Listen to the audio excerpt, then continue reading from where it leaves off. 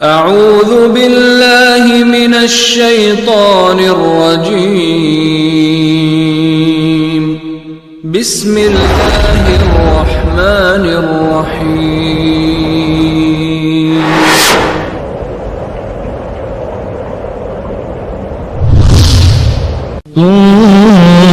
خير أمة أخرجت للناس تأمرون بالمعروف وتنهون عن المنكر وتؤمنون بالله.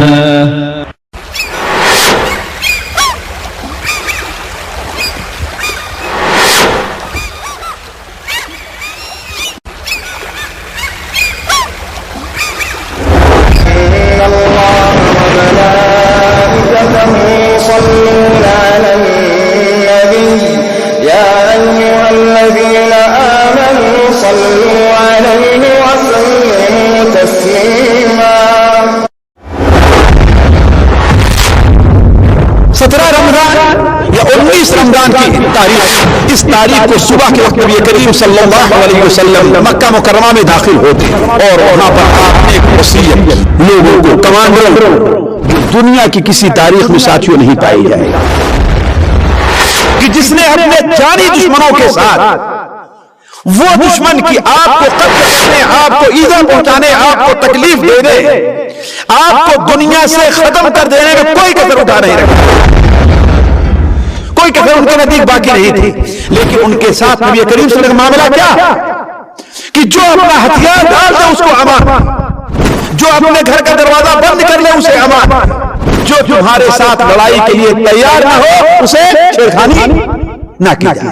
اللہ کی قسم ساتھیوں، دنیا کی تاریخ میں اس کی مثال نہیں.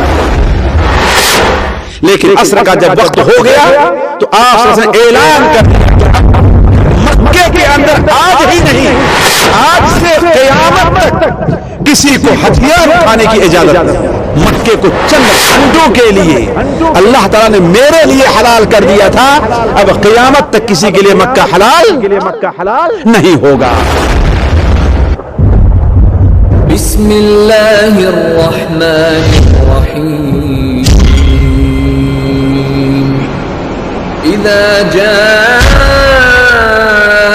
نصر اللہ والفتح ورأيت الناس يدخلون في دين الله أفواجا فسبح بحمد ربك واستغفر إنه كان توابا.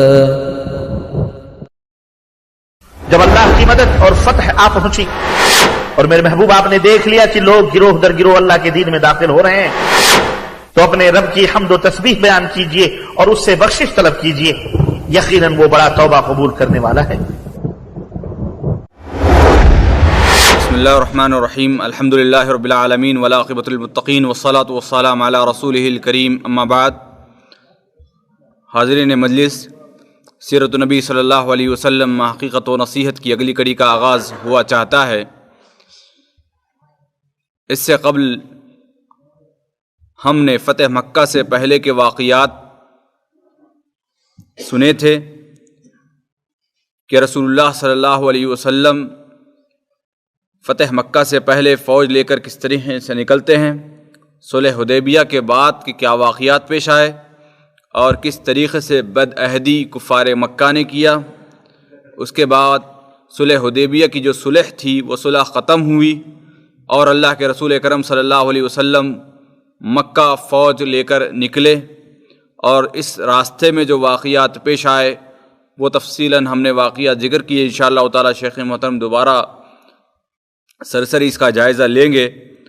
اب آگے جو ہے فتح مکہ میں کیا واقعات پیش آنے والے ہیں، کس طریقے سے جنگ پیش آئی اور کس طریقے سے مکہ فتح ہوا اور کیا کیا معاملات پیش آئے. حضرت اس وقت کن کن کو پناہ دی گئی، کن کن کو امان دیا گیا، کن کن جگہوں کو معتبر مانا گیا، یہ ساری چیزیں ہمارے درمیان آئی تھیں. انشاءاللہ تعالی پھر اس کا سرسری جائزہ لیتے ہوئے فتح مکہ کے جو اہم قد و خال ہیں انشاءاللہ تعالی ہمارے سامنے پیش کیے جائیں گے. میں بلا کسی تاخیر فضیلت الشیخ مقصود حسن صاحب فیضی حفظ اللہ سے گزارش کرتا ہوں کہ وہ تشریف لائیں اور اس کی اگلی کڑی کا آغاز فرمائیں۔ السلام علیکم۔ الحمدللہ رب العالمین الرحمن الرحیم مالک یوم الدین ونشهد ان لا الہ الا اللہ ونشهد ان سیدنا ومولانا محمدا عبده ورسوله ارسلہ الی الناس کافۃ بشیرا ونذیرا اما بعد فإن خیر الحدیث کتاب اللہ وخیر الهدی هدی محمد صلی اللہ علیہ وسلم وشر الأمور محدثاتها وكل محدثة بدعة وكل بدعة ضلالة وكل ضلالة في النار. أعوذ بالله السميع العليم من الشيطان الرجيم. بسم الله الرحمن الرحيم. إذا جاء نصر الله والفتح ورأيت الناس يدخلون في دين الله أفواجا فسبح بحمد ربك واستغفره إنه كان توابا. سبحانك لا علم لنا إلا ما علمتنا إنك أنت العليم الحكيم. رب اشرح لي صدري ويسر لي أمري واحلل عقدة من لساني يفقه قولي واحلل عقدة من لساني يفقه قولي. عزیز ساتھیو، پیارے حبیب حضرت محمد مصطفیٰ صلی اللہ علیہ وسلم کی سیرت طیبہ کا جو یہ سلسلہ چل رہا ہے، اس سلسلے میں ہم اور آپ فتح مکہ تک پہنچ چکے تھے۔ پچھلے درس میں جو آج سے تقریباً ہمارے خیال سے 1 مہینے کا فاصلہ ہوا، اس میں فتح مکہ کی ابتدائی حادثات سے متعلق کچھ گفتگو ہوئی تھی۔ آج چونکہ فاصلہ لمبا ہے، اس لیے چند باتیں جو آج کے درس سے متعلق ہوں گی اسے میں لے کر کے آگے بڑھتا ہوں۔ پہلی بات تو یہ ذہن میں رکھنے کی ہے کہ صلح حدیبیہ کے موقع پر، جیسا کہ آپ لوگوں کو اچھی طریقے سے یاد ہوگا، نبی کریم صلی اللہ علیہ وسلم و قریش کے درمیان جو صلح ہوئی تھی، اس میں ایک بند یہ بھی تھی کہ جو قریش کے حلف میں داخل ہونا چاہے، قریش کا ساتھ دینا چاہے، وہ ان کے ساتھ ہو لے، اور جو محمد اللہم صلی علی محمد آپ کے ساتھ ہونا چاہے، وہ آپ کے ساتھ معاہدہ اور تحالف کا معاملہ کر لے۔ تو چنانچہ بنو خزاعہ جو پہلے ہی سے مسلمانوں کے خیر خواہ تھے، وہ نبی کریم صلی اللہ علیہ وسلم مسلمانوں کے عہد میں داخل ہو گئے، اور بنو بکر، جن کی بنو خزاعہ اور بنو بکر کی آپس میں لڑائی چلتی تھی زمانے جاہلیت میں، اور ایک دوسرے کے سمجھیے کہ پکے دشمن تھے، تو بنو بکر نے اس کو غنیمت سمجھا اور قریش کے ساتھ ہو لیے۔ انہیں یہ توقع نہیں تھی کہ یہ جو 1400 کی جماعت ہے اور ان کے پاس کھانے پینے کا کوئی اتنا سامان بھی نہیں ہے، اور قریش جو خانے کعبہ اور مکہ کے متولی ہیں، ان کے مقابلے میں ان کی جماعت اس قدر آگے بڑھ جائے گی، لہذا انہوں نے قریش کا ساتھ دیا۔ یہ اس وقت اگر کوئی کسی کے ساتھ تحالف یا حلف کا معاملہ کر لے تو اس کا معنی یہ ہوتا تھا کہ جو ان کا دشمن ہے وہ میرا دشمن ہے، اور جو ان کا دوست ہے وہ میرا دوست ہے، یعنی ان دونوں کے جو دشمن ہیں ان کے خلاف مل کر کے یہ دونوں رہیں گے اور لڑائی کریں گے۔ اچھا، ان میں سے کسی ایک کے خلاف ہونا گویا دونوں کے خلاف ہونا تھا، یعنی اگر کوئی شخص مسلمانوں کے خلاف اٹھتا ہے جس کا مطلب بنو خزاعہ کے بھی خلاف اٹھ رہا ہے، اور اگر کوئی بنو بکر کے خلاف اٹھتا ہے جس کا مطلب ہے کہ قریش کے خلاف اٹھ رہا ہے۔ یہ اس وقت کا معاہدہ تھا جس کا نبی کریم صلی اللہ علیہ وسلم نے فتح مکہ کے موقع پر اسے ملغا قرار دیا، لا حلف فی الاسلام۔ اب اسلامی معاہدہ رہ گیا، باقی اور کوئی معاہدہ باقی نہیں ہے۔ تو اس طریقے سے بنو خزاعہ اور بنو بکر جب ایک نبی کریم صلی اللہ علیہ وسلم کے عہد میں داخل ہوئے اور دوسرے قریش کے، تو یہ سلسلہ آپس میں معاہدے کا تقریباً 17 یا 18 مہینے چلتا رہا۔ اس درمیان مسلمانوں کو دوسرے لوگوں سے نپٹنے کا اچھا موقع مل گیا تھا۔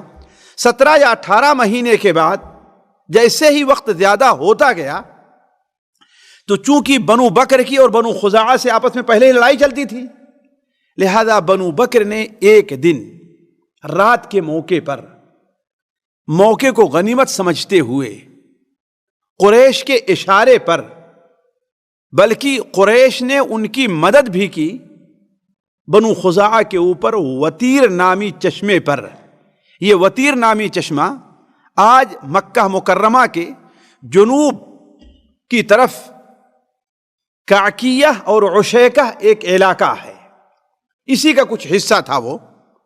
حالانکہ پہلے خانہ کعبہ سے 18 کلومیٹر تھا، لیکن آج چونکہ جانتے ہیں تمام شہر تیزی کے ساتھ پھیلتے جا رہے ہیں، تو اب یہ مکہ مکرمہ کا تھوڑا سا ایک حصہ بھی بن گیا ہے۔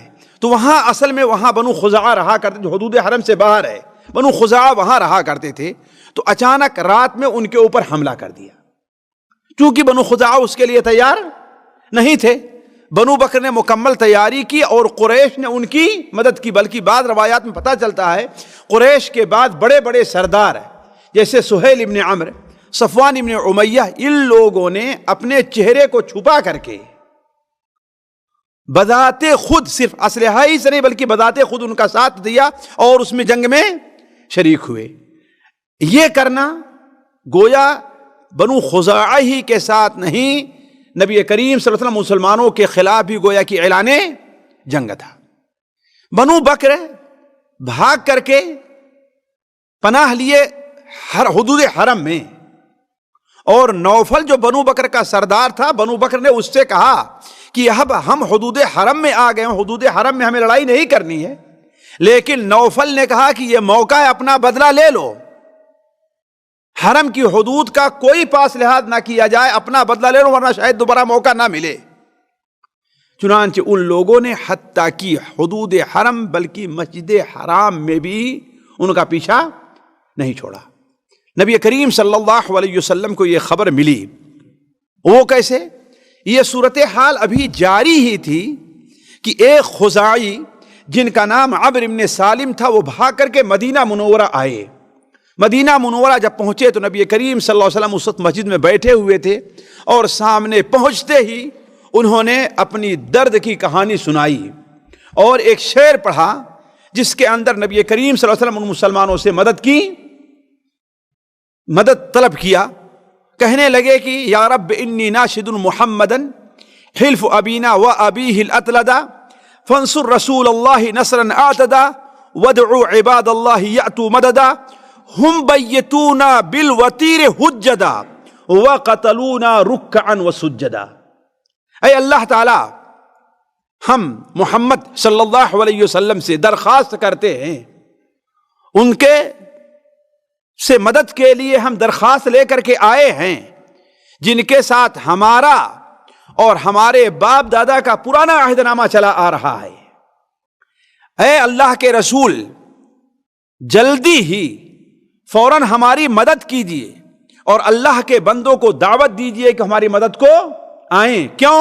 اس لیے کہ بنو بکر نے وتیر نامے چشمے کے اوپر رات کے وقت ہمارے اوپر حملہ کیا، اور ہم رکوع اور سجدہ کی حالت میں تھے کہ ہمیں انہوں نے قتل کر دیا۔ اس سے معلوم ہوتا ہے کہ بنو خزاعہ کے کچھ لوگ مسلمان بھی ہو چکے تھے، اگرچہ انہوں نے بھی ہجرت نہیں کی تھی لیکن مسلمان ہو چکے تھے۔ کیوں؟ اس لیے کہ اس نے کہا، عمرو ابن سالم نے، کہ ہم وقتلونا رکعا وسجدا، ان لوگوں نے حالت رکوع اور سجدے میں ہمیں قتل کیا ہے۔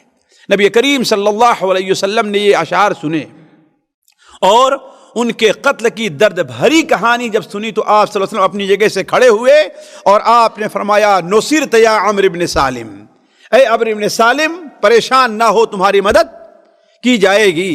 اتنے میں آپ صلی اللہ علیہ وسلم کھڑے ہوئے تھے کہ بدلی کا ایک ٹکڑا ادھر سے گزرا اور کہا کہ اے عمرو بن سالم، یہ بدلی تمہارے لیے مدد کا پیغام لے کر کے آئی ہے۔ ابھی یہ معاملہ ختم نہیں ہوا تھا کہ بنو خزاعہ کے سردار بدیل ابن ورقہ بھی ایک جماعت لے کر کے مدینہ منورہ پہنچ گئے، اور جو کچھ عمرو ابن سالم نے کہا تھا وہ ساری تفصیلات انہوں نے نبی کریم صلی اللہ علیہ وسلم کے سامنے دہرا دی۔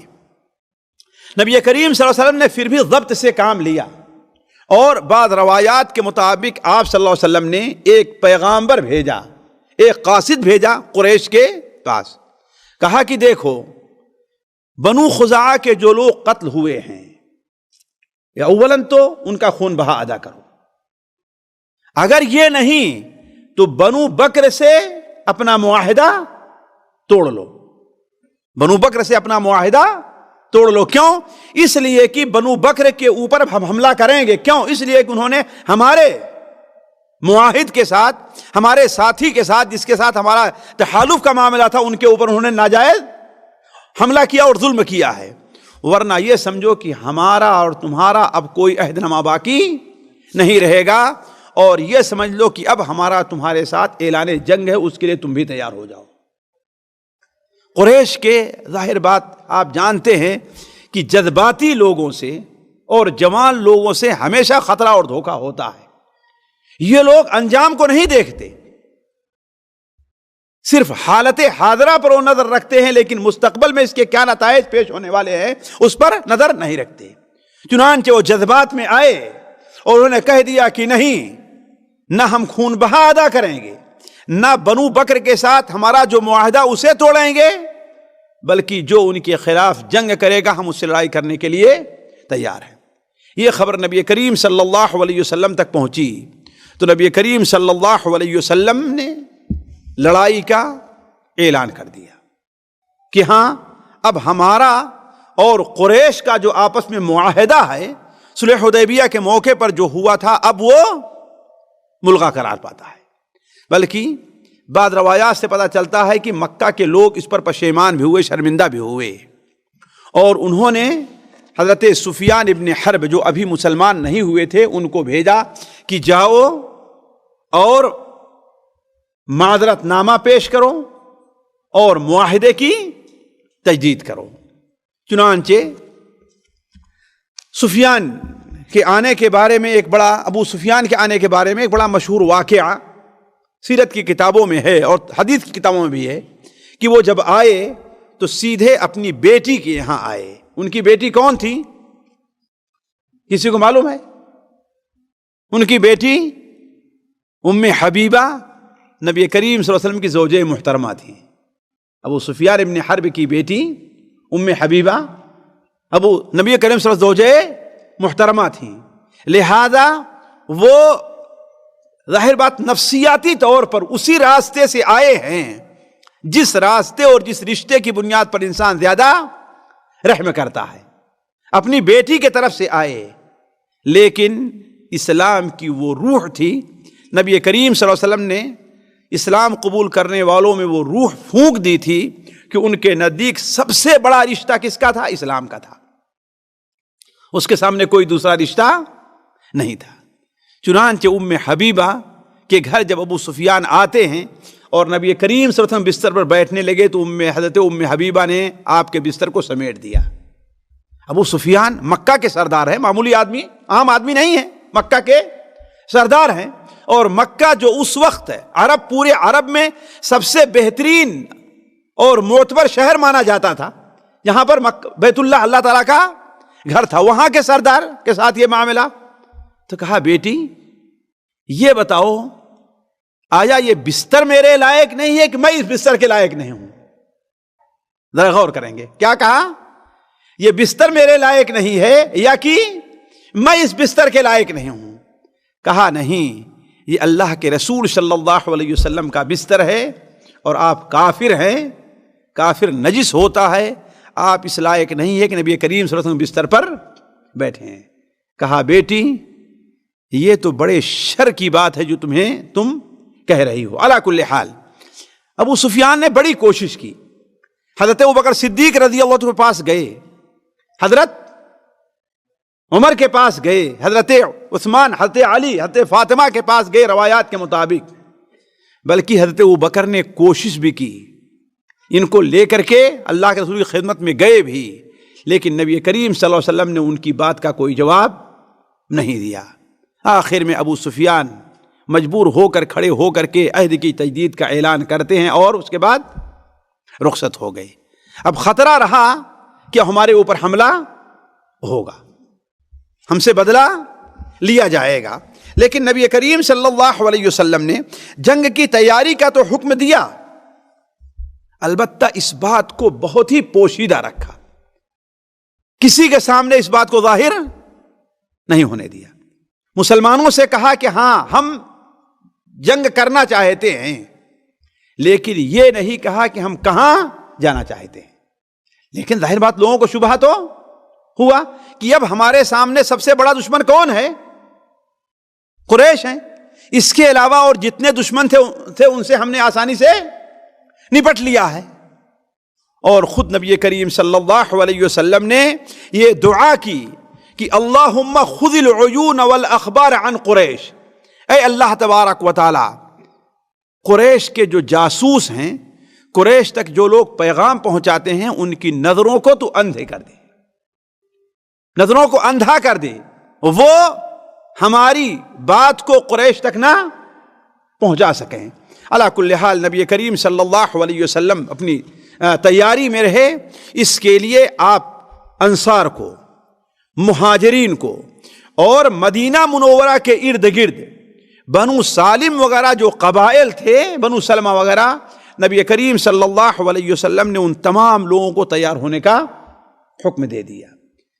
ظاہر بات مسلمانوں کو شبہ تھا، تو ایک بدری صحابی حاطب ابن ابی بلتعہ رضی اللہ تعالی عنہ، وہ یہ سمجھ گئے کہ اب حملہ کہاں ہونے والا ہے؟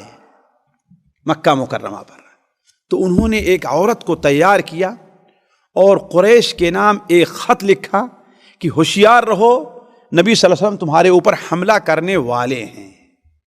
یہ خط لے کر کے ایک عورت چلی اور مدینہ منورہ سے 2 مرحلے کی دوری پر وہ پہنچی تھی کہ اللہ تبارک و تعالیٰ نے وحی کے ذریعے نبی کریم صلی اللہ علیہ وسلم کو اطلاع دے دی کہ ایسا ایسا معاملہ ہے۔ نبی صلی اللہ علیہ وسلم نے حضرت زبیر کو، حضرت علی، حضرت مقداد، یہ 3 رضی اللہ تعالی عنہم، حضرت زبیر ابن العوام، حضرت مقداد ابن عمرو اور حضرت علی رضی، ان تینوں کو بھیجا، کہا جاؤ فلاں جگہ ایک باغچہ ہے خاخ نامی، وہاں پر ایک چشمہ ہے، تمہیں وہاں ایک عورت ملے گی، اس کے پاس قریش کے نام ایک خط ہے جسے یہاں سے ایک صاحب نے بھیجا ہے، اسے جاؤ اور پکڑ کر کے لے آؤ۔ وہ لوگ جب وہاں پر گئے تو اسی جگہ وہ عورت ملی، اس سے پوچھا تمہارے پاس کیا؟ اس نے کہا میرے پاس کچھ بھی نہیں ہے۔ کہا نہیں تمہارے پاس ہے؟ کہا کچھ بھی نہیں ہے۔ اس کا سامان ڈھونڈا اور یہ ڈھونڈا وہ ڈھونڈا، کوئی خط مل نہیں رہا ہے۔ لیکن چونکہ نبی صلی اللہ علیہ وسلم نے فرمایا تھا، یقین تھا کہ اس کے پاس وہ لیٹر موجود ہے، لہذا اس سے کہا کہ دیکھو خط نکال کر کے دو، ورنہ ابھی تمہیں برہنہ کر کے تمہاری تلاشی لیں گے، ہم برہنہ کر کے تمہاری تلاشی لیں گے۔ تو اس نے خط کو اپنے جوڑا، جانتے ہیں عورتیں جوڑا باندھتی ہیں پیچھے، ہے نا، اس میں چھپا کر کے رکھا تھا، اس میں سے نکال کر کے خط دے دیا۔ تو وہ خط قریش کے سرداروں کے نام تھا، وہ لے کر کے آئے تو معلوم ہوا کہ یہ خط لکھنے والے کون ہیں؟ حاطب بن ابی بلتعہ رضی اللہ تعالی عنہ ہیں۔ نبی کریم صلی اللہ علیہ وسلم نے ان سے پوچھا حاطب یہ کیا کیا تم نے؟ کہا اے اللہ کے رسول صلی اللہ علیہ وسلم آپ جلد بازی سے کام نہ لیں، اصل معاملہ یہ ہے کہ نہ تو مجھے کفر سے کوئی ہمدردی ہے اور نہ اسلام اور مسلمانوں سے کوئی نفرت ہے، میں اپنے دین پر پختہ ہوں۔ اصل معاملہ یہ ہے، دیکھیے اسی لیے کہا جاتا ہے کہ مال اور اولاد انسان کے لیے فتنہ ہے۔ مال اور اولاد، قرآن مجید میں کہا گیا ہے نا، مال اور اولاد فتنہ ہے۔ اصل چیز یہ ہے کہ میں اصل میں مکے کا رہنے والا نہیں ہوں، میں دور سے آ کر کے مکے میں آباد ہوں۔ دوسرے جتنے لوگ ہیں ان کے رشتہ دار اور خاندان والے مکے میں موجود ہیں، جس کی وجہ سے انہیں اپنے مال اور اپنے اہل و عیال جو وہاں پر رہ گئے ہیں ان کی حفاظت کی ضمانت ہے کہ ان کی حفاظت کریں گے، لیکن میری حفاظت کرنے والا اور میرے خاندان کے کوئی آدمی موجود نہیں ہے۔ تو ہم نے کہا کہ اللہ تعالیٰ اپنے نبی کی مدد تو کرے گا ہی، دنیا کی کوئی طاقت اس سے روک نہیں سکتی ہے، نبی کریم صلی اللہ علیہ وسلم غلبے سے دنیا کوئی طاقت روک نہیں سکتی ہے۔ لیکن ہم نے کہا اس بہانے تھوڑا سا اگر میں احسان کر دوں مکہ کے لوگوں کے ساتھ، تو مکہ کے لوگ میرے خاندان والوں کی، میرے گھر والوں کی اور میرے مال کی حفاظت کریں گے۔ آپ صلی اللہ علیہ وسلم نے کہا کہ ہاں انہوں نے سچ کہا ہے، اس نے سچ کہا۔ حضرت عمر اس پر اس قدر ناراض ہوئے، کہا کہ اے اللہ کے رسول صلی اللہ علیہ وسلم، مجھے اجازت دیجئے کہ اس منافق کی گردن مار دوں۔ آپ نے کہا اے عمر، تمہیں معلوم نہیں ہے کہ یہ بدر میں شریک ہوئے تھے، اور بدر والوں سے متعلق اللہ تعالیٰ کا فرمان ہے کہ اب تم جو بھی گناہ کرو گے اللہ تعالیٰ تمہارے تمام گناہوں کو معاف کر دے گا، لہذا ان کے بارے میں کوئی دوسری رائے تم قائم نہ کرو۔ اور ہوا بھی اس کے بعد اللہ تبارک و تعالی نے آیت نازل فرمائی جو سورہ ممتحنہ جہاں سے شروع ہوتی ہے، یا ایھا الذین آمنوا لا تتخذوا عدوی وعدوکم اولیاء تلقون الیہم بالمودہ وقد کفروا بما جاءکم من الحق یخرجون الرسول وإیاکم ان تؤمنوا باللہ ربکم ان کنتم خرجتم جہادا فی سبیلی وابتغاء مرضاتی تسرون الیہم بالمودہ وانا اعلم ما اخفیتم وما اعلنتم ومن يفعله منكم فقد ضل سواء السبيل۔ اے ایمان والو، اللہ کے دشمنوں اور اپنے دشمنوں، معلوم یہ ہوا ساتھیوں کہ کافر اللہ کا بھی دشمن ہے اور مسلمانوں کا بھی دشمن ہے، اور یہ کسی بھی طریقے سے معقول بات نہیں ہے کہ کوئی آدمی اللہ تعالیٰ کے دشمنوں سے دوستی رکھے، یہ ممکن نہیں ہے کہ اللہ کے دشمن سے دوستی رکھی جائے۔ تو عرض کرنے کا مقصد کہ یہ آیت نازل ہوئی۔ علی کل حال نبی کریم صلی اللہ علیہ وسلم نے تیاری کی، اور رمضان المبارک 8 ذی الحجہ 7 رمضان یا 10 رمضان کو نبی کریم صلی اللہ علیہ وسلم 10,000 کی فوج لے کر کے مکہ مکرمہ کی طرف روانہ ہوئے، لیکن لوگوں سے بتایا نہیں کہ ہم مکہ جا رہے ہیں، نکلے اسی طرف، جنوب کی طرف نکلے، اس لیے جنوب طرف راستہ اور بھی جایا کرتا تھا، بہت سے بدوی قبائل تھے، وہ ہو سکتے تھے، آپ نے بتایا نہیں۔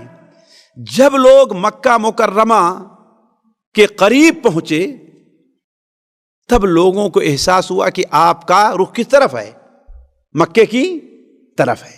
آپ صلی اللہ علیہ وسلم اپنے ساتھیوں کو لے کر کے 10,000 کا قافلہ لے کر کے نبی کریم صلی اللہ علیہ وسلم مکہ مکرمہ کی طرف جا رہے تھے کہ راستے میں کچھ لوگ آ کر کے مسلمان ہوئے۔ چنانچہ مقام سقیہ کے قریب، جو مدینہ منورہ سے تقریباً 180 یا 190 کلومیٹر کی دوری پر ہے، آپ کے 2 بڑے عزیز اور رشتہ دار آ کر کے وہاں پر ملے۔ ایک ابو سفیان ابن حارث ابن عبد المطلب، ابو سفیان ابن حارث ابن عبد المطلب، حارث آپ کے چچا تھے، ان کے بیٹے یعنی چچا بھائی، اور دوسرے عبداللہ ابن ابی امیہ، عبداللہ ابن ابی امیہ، یہ آپ کے پھوپھی کے بیٹے اور آپ کے سالے ہیں، دونوں ہیں۔ ابو سفیان ابن حارث ابن عبد المطلب اور عبداللہ ابن ابی امیہ، عبداللہ ابن ابی امیہ آپ کے سالے بھی ہیں اور آپ کے پھوپھی کے لڑکے بھی ہیں، اور حضرت ابو سفیان ابن حارث یہ کون ہیں؟ نبی کریم صلی اللہ علیہ وسلم چچا زاد بھائی ہیں۔ یہ دونوں آ کر کے ملے، لیکن یہ دونوں اب تک مسلمانوں کے پکے دشمن رہے ہیں، پکے دشمن رہے ہیں، اور سیدھے یہ لوگ آپ کی خدمت میں حاضر نہیں ہوئے، حضرت ام سلمہ کے پاس آئے۔ کیوں؟ اس لیے کہ عبداللہ ابن ابی امیہ حضرت ام سلمہ کے بھائی تھے، ام سلمہ کے بھائی تھے، ان کے پاس آئے اور کہا اللہ کے رسول صلی اللہ علیہ وسلم میری سفارش کیجئے کہ ہم لوگوں کا عذرنامہ قبول کر لیں۔ جب حضرت ام سلمہ نے اللہ کے رسول صلی اللہ علیہ وسلم کا ذکر کیا تو نبی کریم صلی اللہ علیہ وسلم نے فرمایا کہ نہیں، میں ان کا عذر قبول نہیں کرتا، جہاں تک میرے چچے زاد بھائی کا تعلق ہے تو اس نے مجھے وہ ایذائیں اور وہ تکلیفیں دی ہیں نہ کسی نے نہیں دیا ہے، اس لیے کہ آپ کے خلاف اشعار آپ کے خلاف اشعار، جنگوں میں آپ کے خلاف لوگوں کو ابھارا کرتے شعر کہہ کر کے. اور جہاں تک عبداللہ ابن ابی امیہ کا تعلق ہے، میرے پھوپھی داد بھائی کا تعلق ہے، اس نے بھی مجھے تکلیف دینے میں، مجھے ایذا پہنچانے میں، میرے بارے میں ایسی ایسی باتیں گئی، کوئی قطر اٹھا نہیں رکھی ہے. لیکن ان دونوں نے سوچا کہ اب ہمارے لیے کوئی جائے پناہ نہیں ہے. پریشان ہوئے تو عبداللہ حضرت ابو سفیان ابن حرب کے ساتھ ان کا ایک بچہ تھا، وہ مسلمانوں کے سامنے کھڑے ہو کر کے اپنے بچے کو لے کر کے کہتے ہیں کہ یہ میرا بچہ ہے، اگر اللہ کے رسول صلی اللہ علیہ وسلم مجھے پناہ نہیں دیتے، مجھے معاف نہیں کرتے، تو اس بچے کو لے کر کے میں صحرا میں نکل جا رہا ہوں، بھوکے اور پیاسے میں جان دے دوں گا، لیکن میں کہیں اور طرف جانے والا نہیں ہوں. نبی کریم صلی اللہ علیہ وسلم، نبی رحمت للعالمین کو جب یہ خبر پہنچتی ہے، آپ کا دل نرم ہوا اور آپ نے دونوں کو معاف کر دیا اور دونوں اسلام قبول کیے. اور دونوں کا اسلام اس قدر مضبوط ہوا کہ بعد موقع پر، خصوصاً غزوہ حنین کے موقع پر، جہاں بہت سے پکے مسلمانوں کے قدم اکھڑ گئے تھے، لیکن ابو سفیان ابن حارث نبی کریم صلی اللہ علیہ وسلم کے ساتھ میدان میں جمے رہے اور وہاں سے ہٹے نہیں. اسی لیے نبی کریم صلی اللہ علیہ وسلم کہا کرتے تھے ابو سفیان ابن حارث میرے خاندان کے بہتر اور افضل ترین لوگوں میں ہیں. علی کل حال. اور آگے بڑھے جحفہ تک، تو وہاں آ کر کے عباس ابن عبد المطلب اپنے خاندان کو لے کر کے ملے اور مسلمان ہوئے. علی کل حال ساتھیو، بات لمبی ہوتی جا رہی ہے. نبی کریم صلی اللہ علیہ وسلم چلتے ہوئے مدینہ منورہ سے صرف 60 یا 65 کلومیٹر دوری ایک جگہ قرائے غمیم تھی، وہاں پر پہنچے. جب وہاں پر پہنچتے ہیں اور وہاں پر ابھی تک لوگ روزے سے تھے، نبی کریم صلی اللہ علیہ وسلم نے دیکھا کہ لوگوں کو پریشانی ہو رہی ہے، تو آپ نے وہاں پر روزہ افطار کر دیا مقام قدید میں. اور صحابہ اکرام کو رمضان المبارک کا مہینہ تھا، وجوبی طور پر روزہ افطار کرنے کا حکم دے دیا. پھر آگے بڑھتے ہیں تو نبی کریم صلی اللہ علیہ وسلم نے مدینہ منورہ مکہ مکرمہ سے تقریباً 22 کلومیٹر کی دوری پر، جہاں پر آج شہر الجموم واقع ہے، آپ لوگ اس راستے سے جائیں، وہاں پر آپ ٹھہرے اور مسلمانوں کو دور دور اپنا خیمہ لگانے کا حکم دے دیا. اس میں ایک حکمت تھی، رات میں چونکہ لوگ آگے جلائیں گے تو جتنے دور دور رہے گا اتنی زیادہ آگ دکھائی دے گی. اگر ایک جگہ اکٹھے رہیں گے تو لوگ کیا ہے، تھوڑی آبادی میں. لیکن چونکہ مکے والوں کو یہ شبہ تھا کہ یہ فوج جب نکلی ہے تو اس کا رخ کہاں ہم اندازہ لگائیں، اس لیے مکہ کے بڑے بڑے سردار بڑے چوکنا تھے، خبروں تلاش کرتے تھے، آنے جانے والوں سے پوچھتے تھے. بلکہ تعجب کریں گے کہ مکے کے 3 بڑے سردار حکیم ابن حزام، بدیل ابن ورقہ اور ابو سفیان ابن حرب، یہ تینوں 22 کلومیٹر مکے سے دور نکل کر کے مسلمانوں کے بارے میں اطلاع لینا چاہے کہ ہاں ہم پتہ لگائیں کہ یہ فوج جو مدینہ سے نکلی ہے اس کا رخ کس طرف ہے. چنانچہ نبی کریم صلی اللہ علیہ وسلم کی فوج وہاں پر ٹھہری ہوئی تھی اور یہ دونوں رات میں اس طرف پہنچے تو دیکھے جدھر دیکھو ادھر آگ. 10,000 معمولی لوگ نہیں ہوا کرتے ہیں. 10,000 کو اگر جو ہے اس وقت بھی 10,000 اگر یہاں کہیں باہر یا اس طرف جہاں میدان ہے اگر لوگ پھیل جائیں اور ہر ایک آگ جلائے تو تقریباً 10 کلومیٹر دور تک آگ دکھائی دے گی، وہ اس کی روشنی پھیلے گی. اس لیے کہ 10,000 لوگ معمولی نہیں ہوا کرتے ہیں. اگر 10 کا گروپ لوگ بنا لے تو کتنے گروپ بن جائیں گے، 15 کا، 50 کا، کتنے گروپ بن جائیں گے. اگر 50 کا بھی گروپ بنائے تو کتنے گروپ بنیں گے 10,000 میں جی؟ کتنے؟ 500 جی؟ 2,000 گروپ بن جائیں گے. ذرا سوچیں آپ، 10,000 کے 500 نہیں بلکہ کیوں 5,000 بنے گے بھائی، 2,000 کیسے بنے گے، ہے کہ نہیں؟ 10,000 ہے، 2 حصوں میں تقسیم کر کے کتنا ہو جائے گا؟ 500 ہے نا، 50-50 کے نہیں، 500 کے نہیں، 50-50 کے ہو بلکہ دو تقریباً کتنا بنے گا گروپ؟ علی کل حال یعنی آپ اندازہ لگائیں کتنے گروپ بن جائیں، اگر 50-50 کا گروپ بنا کے لوگ آگ جلائیں تو کتنے گروپ ہیں؟ تو کافی تعداد تھی۔ تو ان تینوں نے جب دیکھا تو بدیل ابن ورقہ نے کہا ارے خزاعہ کے لوگ ہیں، لڑائی نے جن کی پٹائی کی تھی ان لوگوں نے، یہ خزاعہ کے لوگ ہیں، لڑائی نے انہیں توڑ کر کے رکھ دیا ہے، اس لیے وہ اپنا آگ جلا کر کے غم منا رہے ہیں۔ ابو سفیان نے کہا نہیں، خزاعہ اس سے بہت معمولی ہیں کہ ان کی آگیں اتنی وسیع ہو جائیں۔ اتنے میں نبی کریم صلی اللہ علیہ وسلم کے ساتھ آپ کے چچا حضرت عباس ابن عبد المطلب جو تھے، جو راستے میں ملے تھے، انہوں نے کہا کہ اب 20 کلومیٹر مکے کی دوری رہ گئی۔ کتنی؟ اگر دوسرے دن صبح کو نبی کریم صلی اللہ علیہ وسلم اتنی فوج لے کر کے مکے میں داخل ہو گئے تو ہوگا کیا؟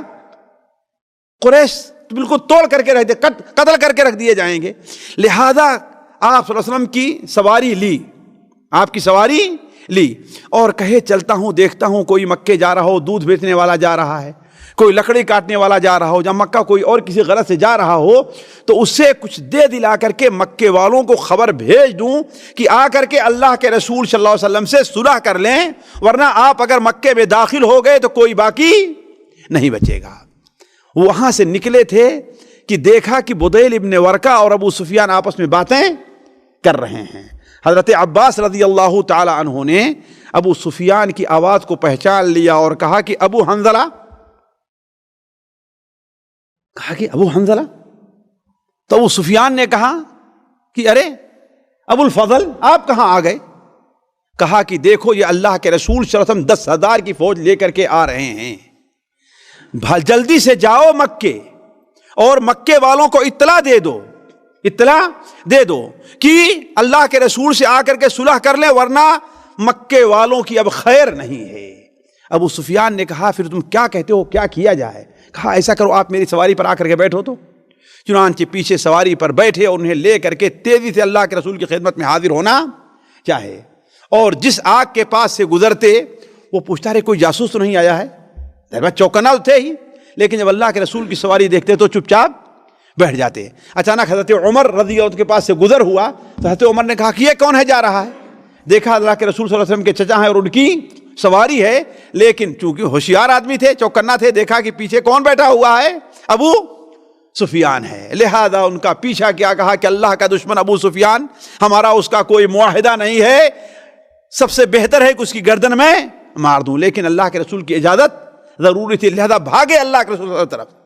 اب عباس نے دیکھا کہ اللہ کے رسول کے پاس جا رہے ہیں تو انہوں نے سواری کو اور دوڑایا اور کہا میں ان سے پہلے پہنچ کر کے اللہ کے رسول صلی اللہ علیہ وسلم کی گردن پکڑ لی اور کہا کہ آج میں آپ کے ساتھ رہوں، کوئی دوسرا نہیں رہے گا۔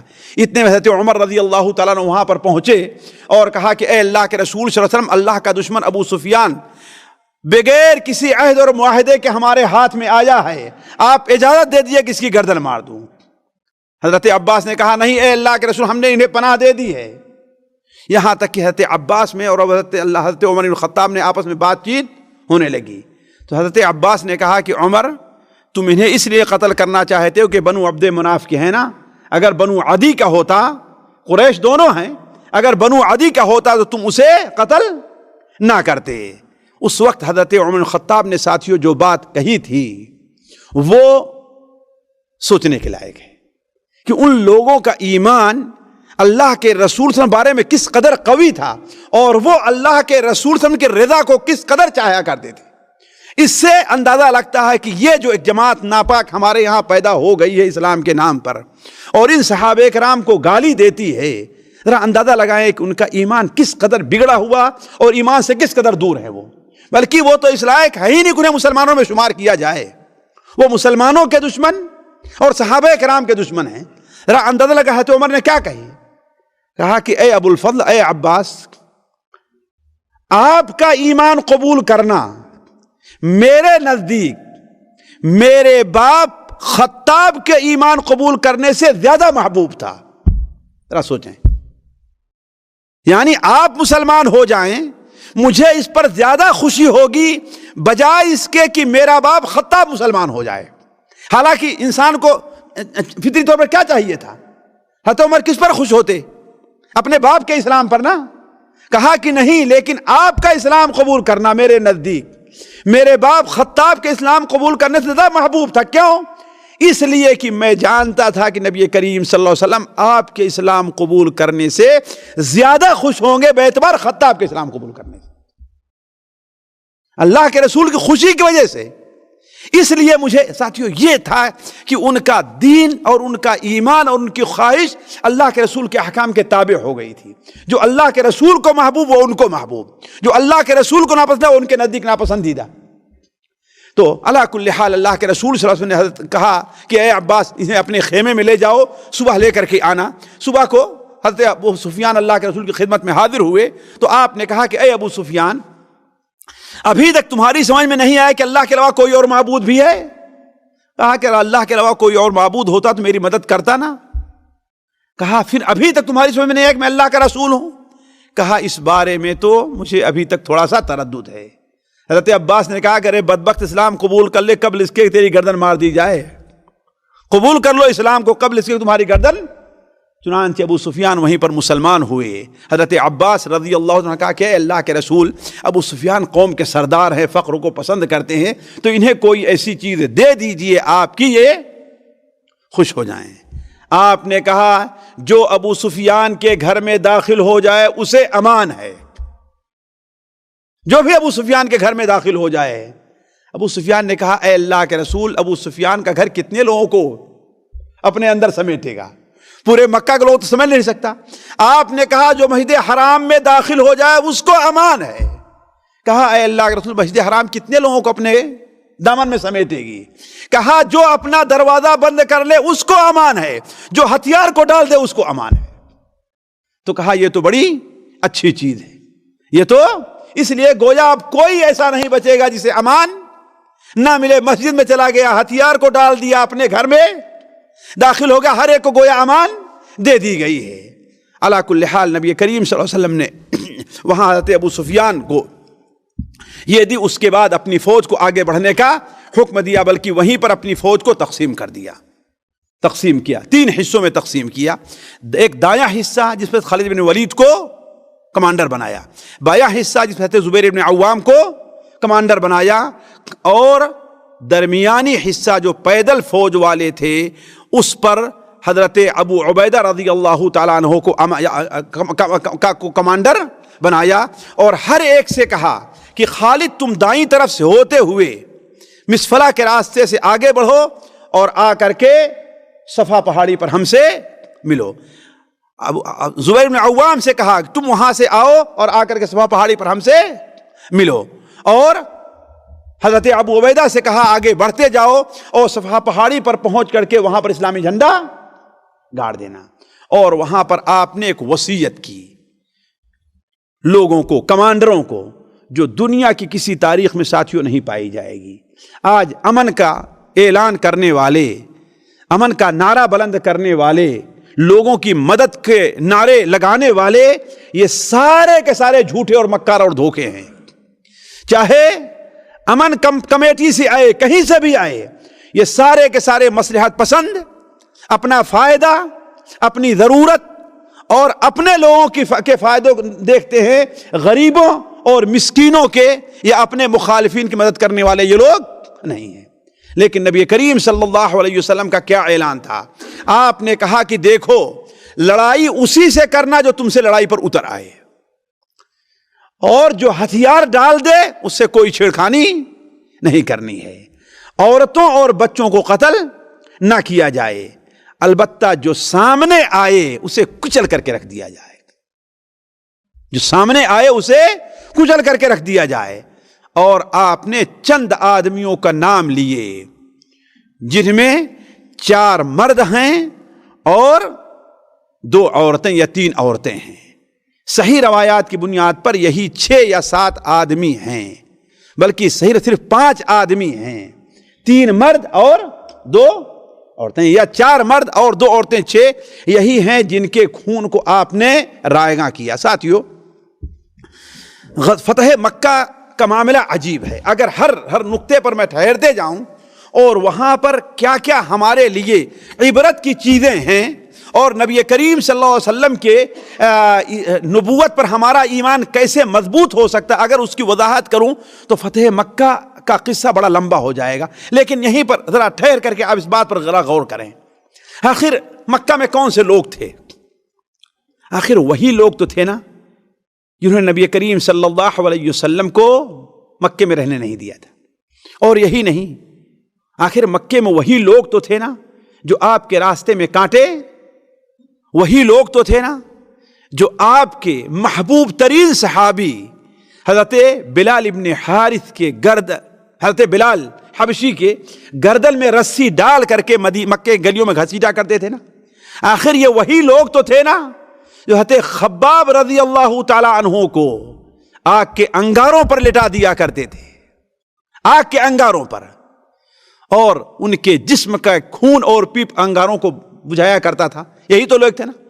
اور اس سے بھی بڑھ کر کے مکے میں وہی لوگ تو تھے یا ان کی تائید کرنے والے کہ جب آپ کی بیٹی حضرت زینب رضی اللہ تعالیٰ عنہ ہجرت کرنے لگی ہیں اور وہ حمل سے تھی تو ایک بدبخت نے زور کا پتھر مارا کہ وہ اونٹ سے نیچے گر گئی اور حمل ساقط ہو گیا ہے۔ آخر یہی لوگ تو تھے نا، آخر یہی لوگ تو تھے کہ غزوہ احد میں کوئی کسر باقی نہیں رکھی کہ آپ کو قتل کر دیا جائے۔ لیکن اگر اللہ کی خصوصی مدد آپ کے ساتھ نہ ہوتی، اگر خصوصی مدد نہ ہوتی تو کوئی طاقت دنیا میں آپ کو بچانے والی تھی؟ اور اس سے بھی آگے بڑھ کر کے دیکھیے، غزوہ احزاب کے موقع پر 10 لاکھ کی جماعت لے کر کے لوگ آئے تھے، کس لیے؟ چند 100 مسلمانوں کو جو سینکڑوں میں تھے، شاید 1000 سے کچھ اوپر رہے ہوں، اتنے مسلمانوں کے لیے 10,000 کی فوج لے کر کے آئے تھے۔ اگر اللہ کے رسول صلی اللہ علیہ وسلم حکمت عملی یعنی خندق کو نہ کھدوائے ہوتے اور اللہ کی خصوصی مدد نہ ہوئی ہوتی تو شاید مکے مدینہ منورہ کا کوئی جوان تو چھوڑ دیجئے، کوئی بچہ اور کوئی عورت بھی باقی نہیں رہتے۔ یہ سارے لوگ تھے مکے میں موجود، اور نبی کریم صلی اللہ علیہ وسلم ان کے خلاف 10,000 کی فوج لے کر کے جا رہے تھے۔ لیکن آپ کا کیا اعلان ہوتا ہے کہ جو ہتھیار ڈال دے اسے، اللہ کی قسم ساتھیوں دنیا کی تاریخ میں اس کی مثال نہیں مل سکتی، نہیں مل سکتی آج کی دنیا کی تاریخ اس کا 10 حصہ بھی رحم اور کرم کی مثال نہیں پیش کر سکتی ہے کہ جس نے اپنے جانی دشمنوں کے ساتھ، وہ دشمن کی آپ کو قتل کرنے، آپ کو ایذا پہنچانے، آپ کو تکلیف دینے، آپ کو دنیا سے ختم کر دینے میں کوئی کسر اٹھا نہیں رکھی تھی، کوئی کسر ان کے نزدیک باقی نہیں تھی۔ لیکن ان کے ساتھ نبی کریم صلی اللہ علیہ وسلم کا معاملہ کیا ہے کہ جو اپنا ہتھیار ڈال دے اس کو امان ہے، جو اپنے گھر کا دروازہ بند کر لے اسے امان ہے، جو تمہارے ساتھ لڑائی کے لیے تیار نہ ہو اسے چھیڑخانی نہ کی جائے۔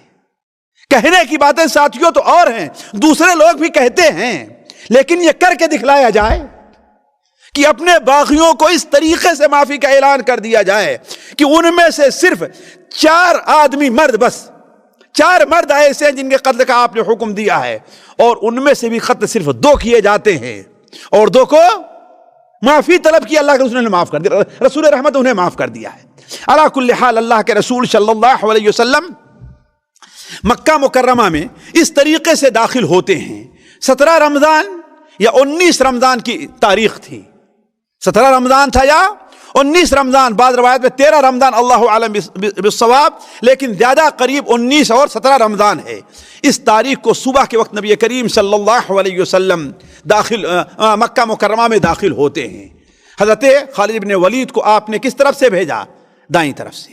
حضرت زبیر بن عوام کو آپ نے اس طرف سے۔ آگے آپ نے کس کو بھیجا؟ حضرت ابو عبیدہ کو۔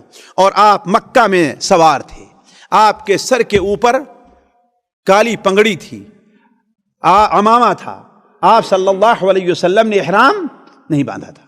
یہیں سے علماء نے یہ مسئلہ لیا ہے کہ اگر کسی شخص کا ارادہ مکے میں داخل ہوتے وقت اگر عمرے کا ارادہ نہیں ہے، تجارت کا ہے، کوئی اور مقصد ہے، تو اس کے اوپر احرام باندھنا واجب نہیں ہے۔ نبی کریم صلی اللہ علیہ وسلم نے احرام نہیں باندھا تھا، آپ اپنے سواری کے اوپر تھے، آج جسے ریع الحجون کہتے ہیں، آپ صلی اللہ علیہ وسلم اس طرف سے داخل ہوئے۔ امام ابن کثیر رحمہ اللہ لکھتے ہیں کہ اللہ تعالیٰ کے شکر سے آپ صلی اللہ علیہ وسلم کا سر جھکا ہوا تھا. متکبرین اور گھمنڈی لوگوں کے طریقے سے آپ کے سامنے ناچنے والے، گانے والے، شور کرنے والے نہیں تھے. روایات میں آتا ہے کہ آپ صلی اللہ علیہ وسلم سورہ الفتح کی تلاوت کر رہے تھے اور بڑے راگ سے، بڑے اچھے انداز میں تلاوت کر رہے تھے، اور آپ نے اپنے سر کو اتنا جھکا لیا تھا کہ آپ کے داڑھی اور آپ کے مونچھ کے جو بال تھے وہ کجاوے کے ساتھ لگ رہے تھے.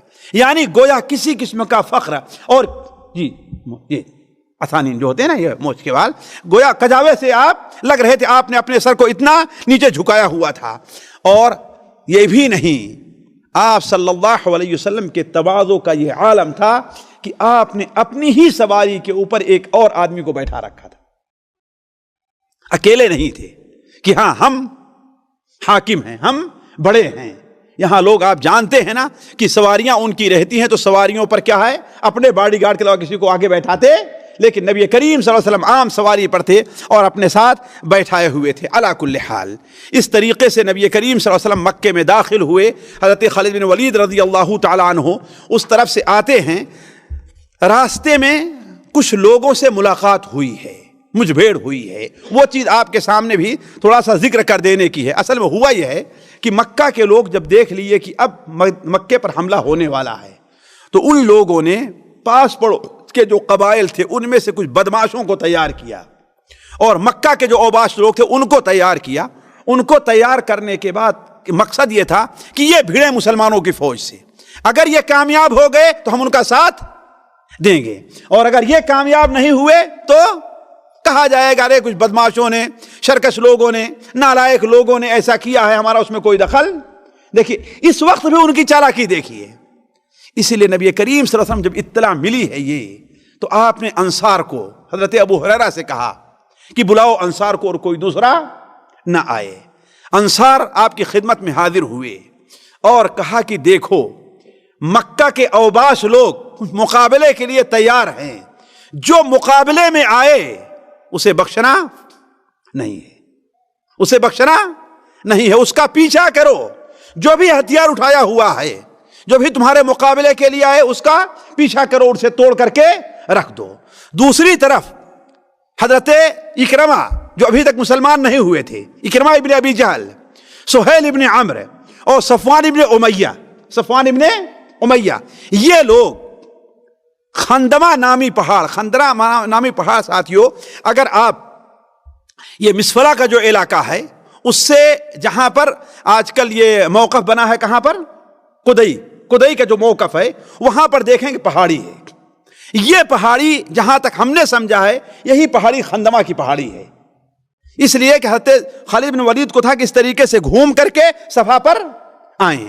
تو اس پہاڑی کے پاس کچھ لوگ آ کر کے مقابلے کے لیے کھڑے ہو گئے اور وہاں پر آپس میں مٹھ بھیڑ بھی ہوئی جس میں 2 مسلمان شہید کر دیے گئے، بعض روایت میں 3 مسلمان مارے گئے.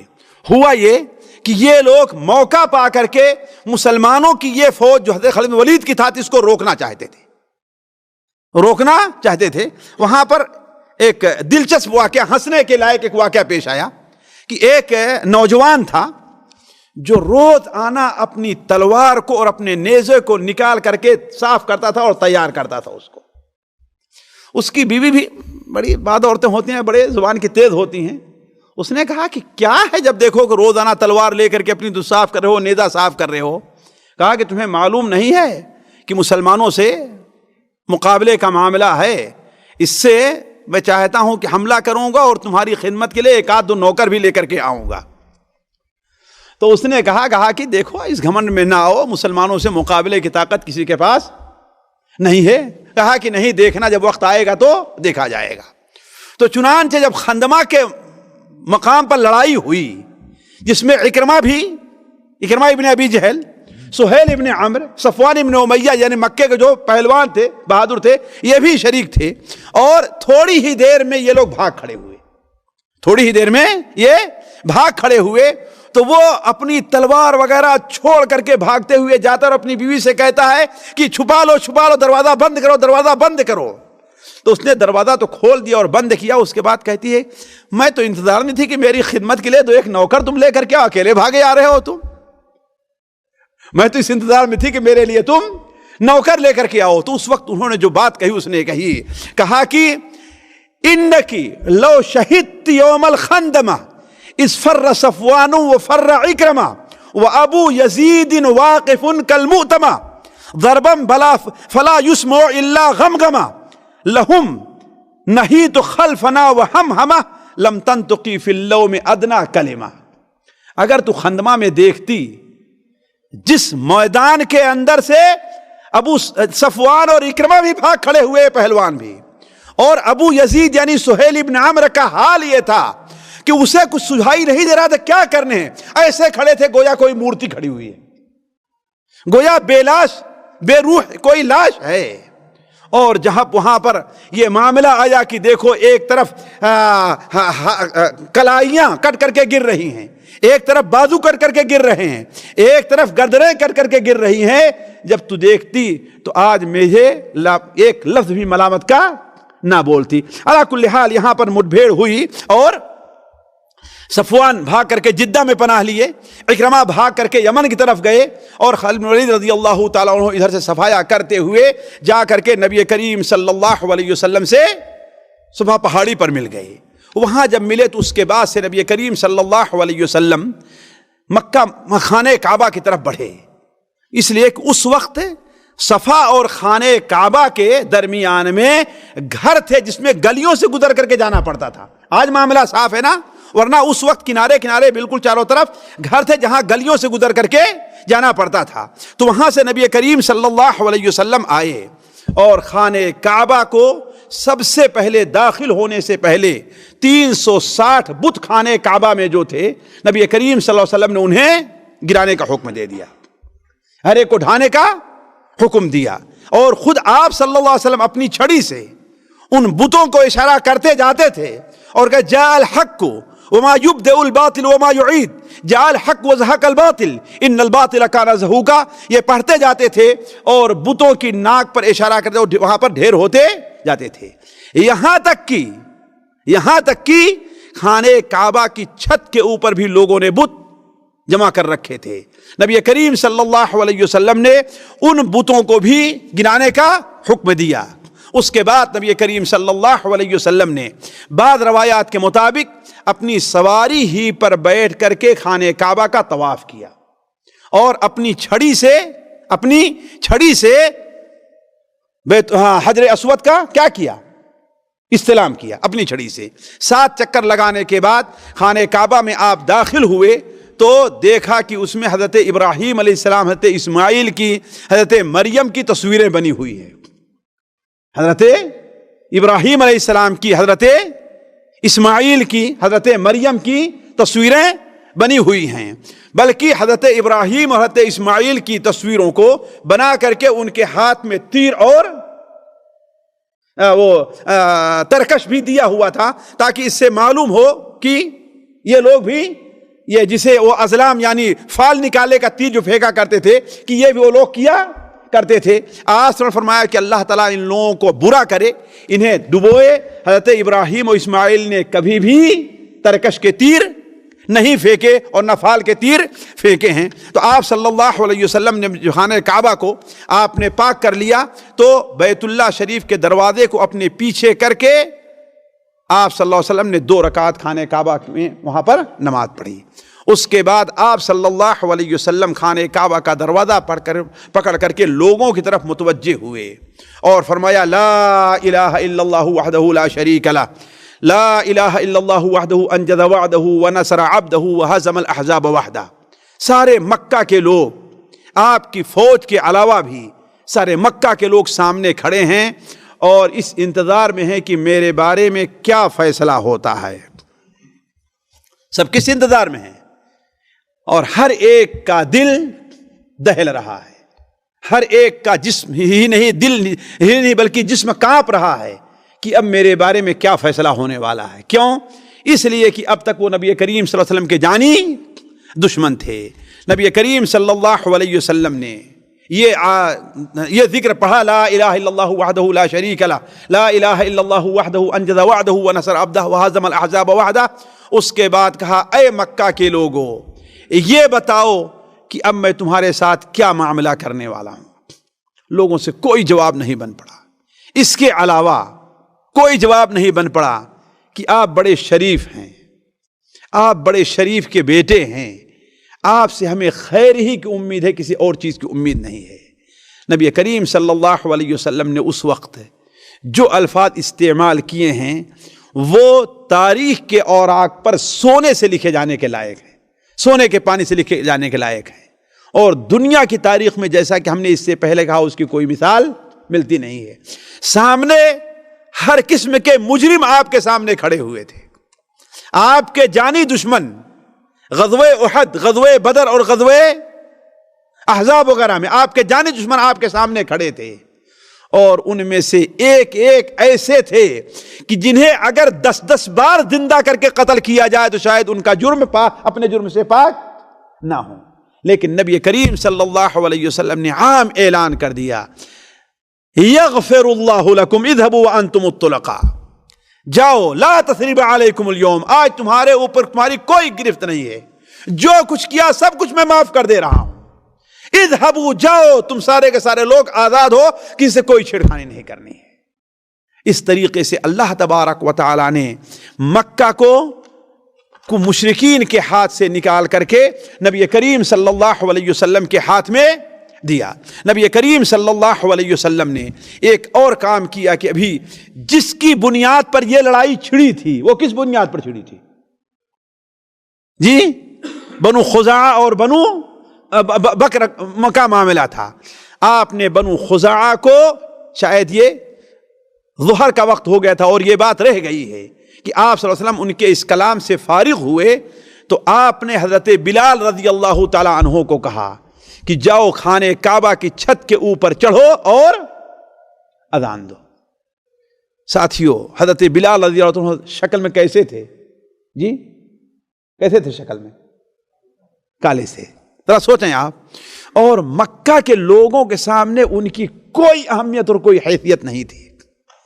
ذرا سوچنے کی بات ہے، مقام عبرت ہے ساتھیو کہ اللہ تبارک و تعالی بسا اوقات مظلوم سے ظالم کا بدلہ اسی دنیا میں لیتا ہے۔ وہ اہل مکہ جن کے نزدیک حضرت بلال رضی اللہ کی اتنی حیثیت بھی نہیں تھی کہ جس طریقے سے مری بکری اور مرے کتے کو بھی آدمی نہیں گھسیٹتا ہے، گلے میں رسی ڈال کر کے انہیں مکے گلیوں میں گھسیٹتا ہے۔ ذرا سوچیں آپ، ایسا آپ نے نہیں دیکھا ہوگا کہ ہاں کوئی بکری اور کتے کو بھی گھسیٹتا ہے، یعنی اتنی حیثیت بھی نہیں تھی۔ بلکہ جب حضرت ابو بکر رضی اللہ تعالیٰ عنہ نے حضرت بلال رضی اللہ عنہ خریدنا چاہا ہے اور جتنا ان کے مالک نے کہا 40 درہم دے دیا، بلکہ ان کے مالک نے کہا اگر تم 1 درہم کا مطالبہ کرتے ان کے عوض میں، کتنا ساتھیو؟ یعنی ان کے مالک کے نزدیک بھی حضرت بلال کی قیمت 1 درہم بھی نہیں۔ ذرا سوچیں آپ، اسی چیز کو واضح کرنے کے لیے کہ اصل قیمت چمڑے کی نہیں ہے، اصل قیمت رنگ کی نہیں ہے، اصل قیمت خاندان کی نہیں ہے، اصل قیمت ظاہر کی نہیں ہے، اصل قیمت دل کی ہے۔ ان اللہ لا ينظر الى صورکم والوانکم، اللہ تعالیٰ تمہاری صورتوں اور تمہارے رنگ کو نہیں دیکھتا ہے، لیکن ينظر الى قلوبکم واعمالکم، لیکن تمہارے دلوں کو اور تمہارے اعمال کو دیکھتا ہے۔ ذرا سوچیں، اہل مکہ کے سامنے ان کی اسی عظمت کو واضح کرنے کے لیے کہا اے بلال، شاید تمہارے بعد کسی کو یہ مقام نہ حاصل ہو سکا ہو، خانہ کعبہ کی چھت پر چڑھو اور وہاں سے اذان کی آواز بند کرو، زمین پر سے نہیں، کہاں سے؟ خانہ کعبہ کی چھت پر سے۔ اس سے قریش کے لوگوں کا دل اور جلا، جو بھی مسلمان نہیں ہوئے تھے ان کے دل کے اندر اور خلش پیدا ہوئی، بلکہ بات تو یہاں تک کہہ اٹھا کہ اچھا ہوا کہ میرا باپ مر چکا ہے کہ اس کالے کو خانہ کعبہ کی چھت کے اوپر نہ دیکھتا۔ تو اللہ کے رسول صلی اللہ علیہ وسلم نے حضرت بلال کو اسی لیے تاکہ مکہ کے لوگوں کو معلوم ہو کہ جن کی اہمیت تمہارے نزدیک 1 درہم کے برابر نہیں تھی، اللہ تعالیٰ کے نزدیک اس کی اہمیت کتنی ہے۔ خدا کے گھر کا غلاف کالا، سیاہ رنگے بلال بھی ہے، خدا نہ دیکھے شکل کسی کی عمل سے انسان جمال بھی ہے. تو عرض کرنے کے بعد ظہر کی نماز کا وقت تھا, آپ نے ظہر کی نماز پڑھائی. اس کے بعد بنو خزاعہ کو اجازت دے دیا کہ عصر تک بنو بکر سے اپنا بدلہ تم لوگ لے لو, لیکن عصر کے بعد نہیں.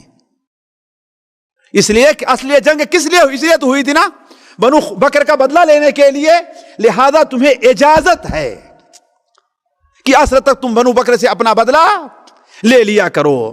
علی کل حال نبی کریم صلی اللہ علیہ وسلم کے کہنے پر بنو خزاعہ نے بنو بکر سے اپنا بدلہ لے لیا, اور ان کے 20 یا کتنے آدمی یا 24 آدمی مارے گئے. لیکن عصر کا جب وقت ہو گیا تو آپ صلی اللہ علیہ وسلم نے اعلان کر دیا کہ اب مکے کے اندر آج ہی نہیں, آج سے قیامت تک کسی کو ہتھیار اٹھانے کی اجازت نہیں ہے. مکے کو چند گھنٹوں کے لیے اللہ تعالیٰ نے میرے لیے حلال کر دیا تھا, اب قیامت تک کسی کے لیے مکہ حلال نہیں ہوگا. ساتھیو, اس طریقے سے خانہ کعبہ جس مقصد کے لیے تعمیر کیا گیا تھا, کس کے لیے؟ اللہ وحدہ لا شریک کی عبادت کے لیے. قریش نے اپنی جہالت کی بنیاد پر جسے اس کے لیے غلط مقصد کے لیے استعمال کیا تھا, اللہ تعالیٰ نے موحدین کے ہاتھ میں اس خانہ کعبہ کو دیا, اور آج تک ہے, اور انشاءاللہ قیامت تک انہی کے قبضے میں رہے گا. اس درمیان ساتھیو میں آپ کا تھوڑا سا وقت لوں گا, چند باتیں مجھے کہنی ہیں. پہلی چیز تو یہ ہے کہ اللہ کے رسول صلی اللہ علیہ وسلم کی رحمت کا ذکر ہوا ہے, لیکن بعض آدمیوں کے دل میں یہ خیال پیدا ہوگا کہ آخر اللہ کے رسول صلی اللہ علیہ وسلم رحمت للعالمین تھے, نبی رحمت تھے, لیکن چار ہی صحیح ان مردوں کے خون کو رائیگاں کیوں کیا؟ آخر آپ نے انہیں بھی کیوں نہیں معاف کر دیا؟ تو ساتھیو اصل میں اس کے پیچھے اگر ان کی سیرت کو پڑھا جائے, ابھی تفصیل کا موقع نہیں, اگر ان کی سیرت کو پڑھا جائے تو یہ مسئلہ بھی حل ہو جاتا. مثال کے طور پر عبداللہ ابن سرح, اکرمہ ابن ابی جہل, عبداللہ ابن خطل اور مقیس, ان چار مردوں کے خون کو آپ نے رائیگاں قرار دیا تھا. لیکن عبداللہ ابن سعد ابن ابی سرح کون تھا؟ یہ شخص حضرت عثمان کا دودھ شریک بھائی تھا. عبداللہ ابن سعد ابن ابی سرح دودھ بھائی, یہ مسلمان ہوا اور مسلمان ہو کر کے مرتد ہو گیا تھا. یہ مسلمان ہوا اور مسلمان ہو کر کے مرتد ہو گیا تھا, اور جانتے ہیں کہ اسلام میں مرتد کی سزا کیا ہے؟ قتل ہے. اس سے آپ کو کوئی دشمنی نہیں تھی, مسلمان ہوا, لیکن پھر بھی کیا عبداللہ ابن سعد ابن ابی سرح قتل کیا گیا؟ حالانکہ آپ نے کہا تھا اگر یہ لوگ خانہ کعبہ کا پردہ پکڑے ہوئے ملے پھر بھی انہیں قتل کر دینا, چھوڑنا نہیں ہے, انہیں چھوڑنا نہیں ہے. لیکن عبداللہ ابن سعد ابن ابی سرح اپنے دودھ شریک بھائی حضرت عثمان ابن عفان کی پناہ لیے. حضرت عثمان ابن عفان انہیں لے کر کے نبی کریم صلی اللہ علیہ وسلم خدمت میں آتے ہیں اور درخواست کرتے ہیں کہ اے اللہ کے رسول صلی اللہ علیہ وسلم انہیں معاف کر دیجیے. آپ نے ایک نظر دیکھی اور نظر نیچے کر لی, کوئی جواب نہیں دیا. دوبارہ یہی درخواست کیا حضرت عثمان ابن عفان نے, آپ خاموش رہے اور آپ نے کوئی جواب نہیں دیا. تیسری بار انہوں نے درخواست کی, آپ نے اس کے بعد ان کی درخواست قبول کر لی اور انہیں معاف کر دیا. حضرت عبداللہ ابن سعد ابن ابی سرح کو آپ نے کہا کہ کیا تم میں کوئی سمجھدار آدمی نہیں تھا کہ جب دیکھا کہ میں اسے معاف کرنے سے رک رہا ہوں اس کی گردن مار دیتا؟ صحابہ کرام نے کہا اے اللہ کے رسول آپ ذرا آنکھ ہی سے اشارہ کر دیتے تو ہم تو اس کا کمام, ہم تو آپ کے اشارے کے منتظر ہیں. آپ نے کہا کسی نبی کے لیے یہ بھی مناسب نہیں ہے کہ اپنی آنکھ سے اس طرف اشارہ کرے جو اپنی زبان سے نہیں کہہ رہا ہے. یعنی آنکھ بھی خیانت اپنے کسی نبی کی کے لیے مناسب نہیں ہے.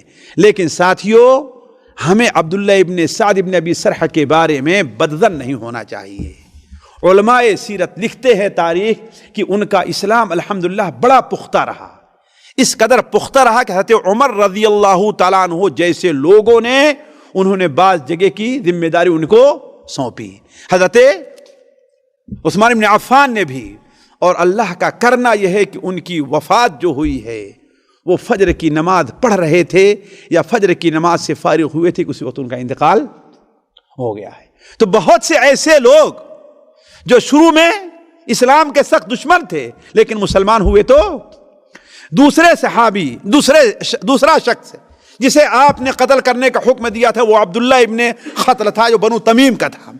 یہ اس کا نام تھا عبد العزا، لیکن نبی کریم صلی اللہ علیہ وسلم کا نام عبداللہ رکھا تھا. یہ شخص اسلام لے آیا. اسلام جب لایا تو نبی کریم صلی اللہ علیہ وسلم نے اسے صدقہ کا مال اصول کرنے کے لیے کہیں پر بھیج دیا، اور اس کے ساتھ ایک انصاری غلام کو بھی آپ نے ساتھ میں کر دیا تھا.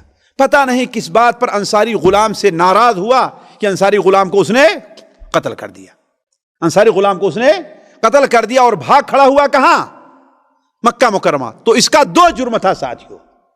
ایک جرم تو یہ کہ یہ مرتد ہو گیا، اور دوسرا جرم کیا ہے؟ اس نے ناجائز قتل کیا اور آ کر کے مسلمانوں کے راز کو مکے میں فاش کرنے لگا. اس لیے نبی کریم صلی اللہ علیہ وسلم نے اس کے قتل کا حکم دیا، اور یہ خانہ کعبہ کا پردہ پکڑے ہوئے لٹکا ہوا تھا کہ ایک انصاری صحابی نے اس کی گردن مار دی. تیسرے شخص جن کا نام تاریخ میں بڑے جلی الفاظ میں لکھا جاتا ہے اکرمہ ابن ابی جہل ہے. کون ہے اکرمہ ابن ابی جہل؟ یہ ابو جہل ہے جو اس امت کا فرعون تھا، اس کے بیٹے ہیں، اور اپنے باپ کی طریقے سے اسلام اور مسلمانوں کے بڑے دشمن تھے. اور اتنے بڑے دشمن تھے کہ صلح حدیبیہ کے موقع پر یہ اور خالد بن ولید صلح پر راضی نہیں تھے، اور کئی بار کوشش کی تھی کہ جنگ کی آگ کو بھڑکا دیا جائے، لیکن اللہ تبارک و تعالی نے اپنے فضل سے جنگ سے روکا. اور اس موقع پر بھی جہاں پر آپ کا اعلان تھا کہ جو ہتھیار ڈال دے اسے امان ہے، جو لڑائی نہ کرے اسے امان ہے، جو اپنے گھر کا دروازہ بند کر لے اسے امان ہے، اس عام اعلان کے باوجود بھی اکرمہ نے اپنے جوانوں کی ایک فوج تیار کی، اور خندمہ کے مقام پر حضرت خالد بن ولید سے ان کی مٹبھیڑ ہوئی. لہذا جب وہ ہارے ہیں تو مکہ چھوڑ کر کے بھاگ کھڑے ہوئے. کہاں؟ کس طرف بھاگے ہیں؟ آج جہاں پر ینبوع ہے نا، اس کے مغربی جانب اس وقت یمن جانے کا سی پورٹ تھا آپ کہہ لیجئے، سی پورٹ تھا. یہاں پر آ کر کے وہ کشتی پر سوار ہو کر کے یمن بھاگ جانا چاہے. جب کشتی پر سوار ہوئے ہیں تو کشتی اچانک ڈگمگانے لگی. تو کشتی والوں نے اپنے تمام باطل معبودوں کو چھوڑ کر کے کس طرف رخ کیا ہے؟ اللہ تعالیٰ کی طرف. اس وقت ان کے ذہن میں کھٹکا ہوا، کہا کہ اگر اس سمندر کے اندر ایک اللہ ہمیں نجات دے سکتا ہے تو سمندر سے باہر جب ہم خشکی میں ہیں تو وہ اللہ ہمیں نجات دے سکتا ہے. لہذا انہوں نے کہا کاش کہ مجھے معلوم ہو جاتا کہ محمد اللہ کے رسول اللہم صلی علی محمد اگر ہمیں معاف کر دیتے تو میں جا کر کے اسلام قبول کر لیتا. لیکن چونکہ میرے بارے میں کیا ہے، یہ فرمان جاری ہو چکا ہے کہ انہیں قتل کیا جائے. لیکن ان کی بیوی ام حکیم رضی اللہ تعالیٰ کے رسول کی خدمت میں آتی ہیں مسلمان ہو کر کے، اور کہتی ہیں کہ میرے شوہر کو امان دے دیجیے. نبی کریم صلی اللہ علیہ وسلم نے کہا کہ جاؤ اسے امان ہے، ذرا دیکھیں آپ. چنانچہ بڑا لمبا قصہ ہے ساتھیوں ان کی بیوی جاتی ہے اور یمن وہیں جا رہے تھے کہ وہاں پر ان کو پکڑا اور کہا کہاں بھاگ کر کے جاؤ گے؟ اللہ کے رسول صلی اللہ علیہ وسلم سے ہم نے تمہارے لیے امان لے لی ہے. واپس آئے اور مسلمان ہوئے، اور ان کا اسلام اس قدر پختہ ہوا کہ جس دن سے اسلام قبول کیے ہیں اپنی زندگی کو اللہ تعالیٰ کے راستے میں جہاد کے لیے وقف کر دیا، اور غزوہ یرموک میں بہت ہی بہت بہادری کا کارنامہ انجام دیا، اور وہیں پر وہ شہید ہو گئے ہیں. تیسرا مقیس ابن ثعبہ ہے. یہ شخص بھی اسلام لایا، اور غزوہ مریسی کے موقع پر ایک مسلمان نے اس کے بھائی کو غلطی سے قتل کر دیا تھا، جان بوجھ کر غلطی سے قتل کر دیا تھا.